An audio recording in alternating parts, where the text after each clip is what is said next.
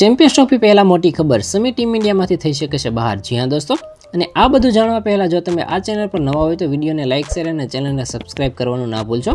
2 દિવસના આરામ બાદ ટીમ ઇન્ડિયા કામ પર પાછી ફરી ચૂકી છે, એટલે કે ન્યૂઝીલેન્ડ વિરુદ્ધ તૈયારી શરૂ કરી દીધી છે. નેટ્સ પર આમ તો બધું ઠીક લાગી રહ્યું હતું, પરંતુ જ્યારે નજર ટીમ ઇન્ડિયાના ઝડપી બોલર મોહમ્મદ શમી પર ગઈ ત્યારે શમી ના તો નેટ્સ પર બોલિંગ કરી રહ્યો હતો અને ના તો તે ફિલ્ડિંગ સેશનમાં ભાગ લીધો હતો. અને સૂત્રોના જાણ મુજબ શમી ન્યૂઝીલેન્ડ વિરુદ્ધ રમવાનું મુશ્કેલ છે અને અટકળો એ પણ લાગી રહી છે કે સમગ્ર ટુર્નામેન્ટમાંથી બહાર થઈ શકે છે. અને હવે જ્યારે પ્રેક્ટિસ સેશનમાં શમી જે રીતે પોતાના બંને ઘૂંટણ પર સ્ટેપ કરીને રાખતા નજર આવ્યો તે કોઈ સારા સંકેત નથી. પાકિસ્તાન વિરુદ્ધ જ્યારે શમીએ જે રીતે આઉટ ઓફ કંટ્રોલ બોલિંગથી શરૂઆત કરી અને પછી તે થોડી જ વારમાં મેદાન છોડીને જતો રહ્યો હતો અને અટકળો લાગવા લાગી હતી કે શમી સંપૂર્ણપણે ફિટ નથી.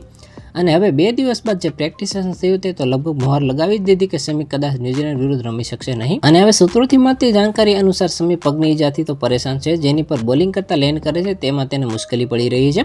તમને યાદ હશે કે પાકિસ્તાન વિરુદ્ધ પહેલી ઓવરમાં શમીએ 5 વાઇડ ફેંક્યા હતા, જેનું એક મોટું કારણ હતું કે બોલિંગ ક્રીઝ પર ઠીકથી લેન્ડ થઈ શક્યો ન હતો. તો આના વિશે તમારું શું કહેવું છે? કોમેન્ટમાં જરૂર જણાવજો. આવા જ વિડીયો માટે અમારી ચેનલ સાથે જોડાયેલા રહો.